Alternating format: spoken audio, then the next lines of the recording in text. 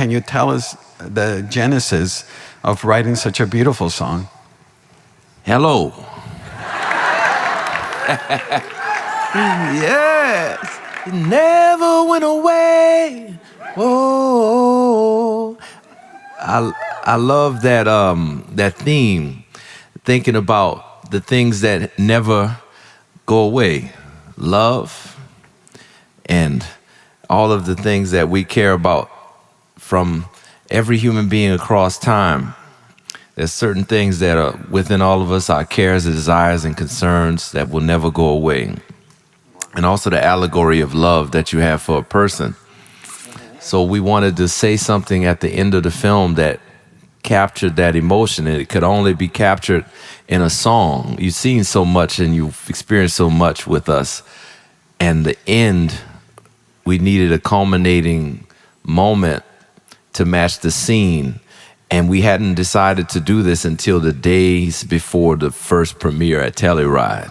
Matt, who, he didn't really share with us so many of his edits or cuts of the film, but he did at times share scenes, and he would say, "What do you think of this?" And we had very candid conversations to make this film because it was very much a vulnerable moment to live through. So we'd become very honest with each other. And Suleika and I both told him, we don't like this last scene. He just sent it to us separate from the rest of the film. And it was so different to anything he had shown us before. I think it just was jarring. And we decided together, it's because there's something missing and the song needed to happen. So that's when I had to figure out the song. It was so last minute. It was not how I usually...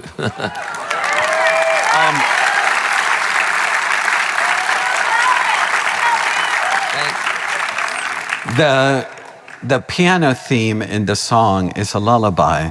Can you tell us about the significance of that? So the lullabies were the source material for this song because I wanted something that felt honest to the film and the experience. I didn't think it would resonate that way. So it's not in the actual film, but during this period, I was writing lullabies for Suleika when she was in the hospital. And the lullabies were to create a sense of rest and peace in the hospital room. The rest that you feel in the hospital room sometimes is disrupted by beeping or people coming in and out, and it's not the most restful environment.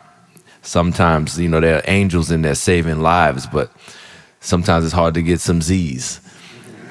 So I would write these lullabies and I would have them playing on loop from my computer.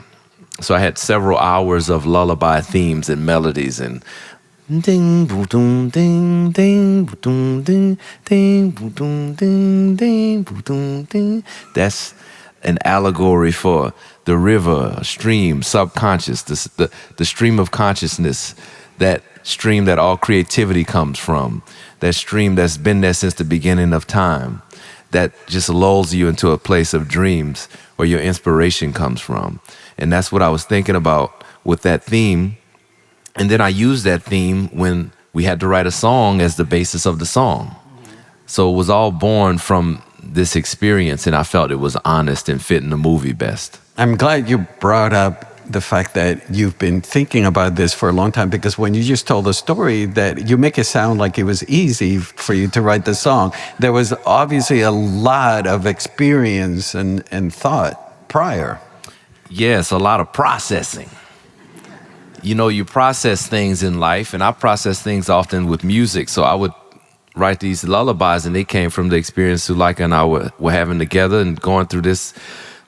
The music came from that, and then thinking about that and how all these things are interconnected, and how the film, even though we didn't know we were making a film until it was a film, just all of it going from being about the symphony to being about the symphony and also the symphony of life, and how it all is interconnected. And then how do you say that simply in a song? So it wasn't easy. It was very difficult to process it, but I had already been in that space. So I think when it was finally time to actually say it, it came out when I needed it. Right.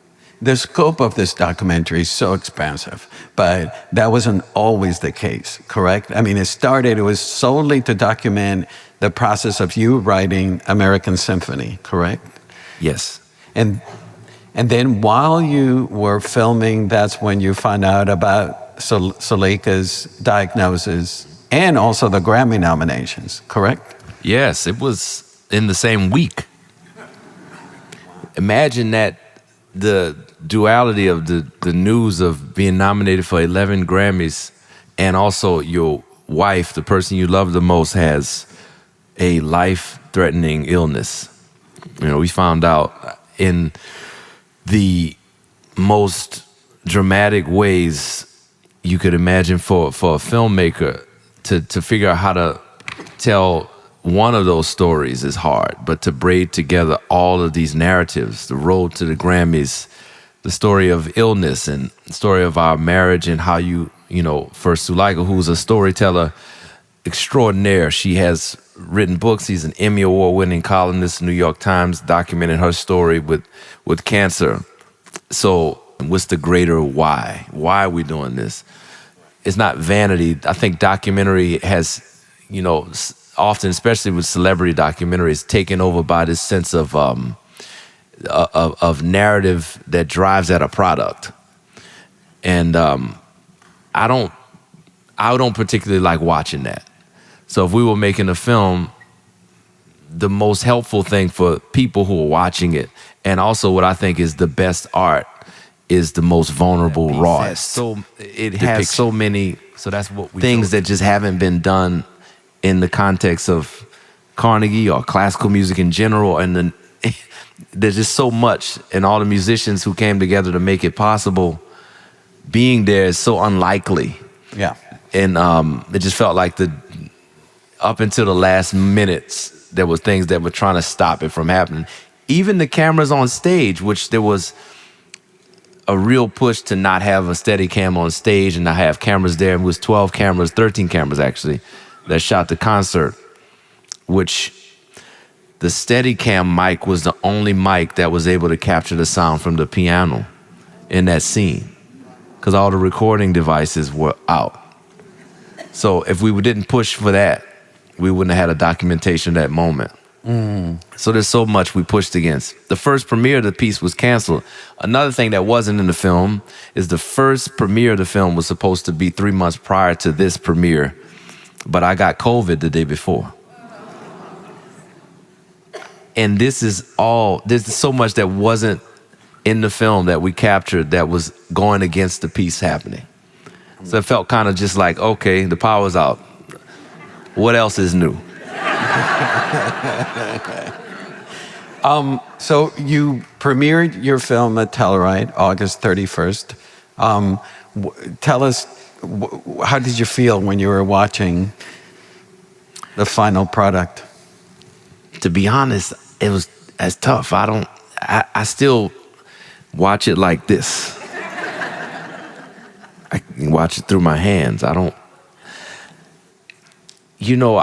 still feel very, very emotional in certain moments, and reliving certain moments is hard to watch. Then I also feel, when I watch it, I feel very grateful that I have these incredible opportunities to do the music that I do and to represent what I represent in the culture, and to have something like this to see for the next generation of musicians and artists and creatives and human beings that just care about these things that I value and Suleika values. It's beautiful to have it documented.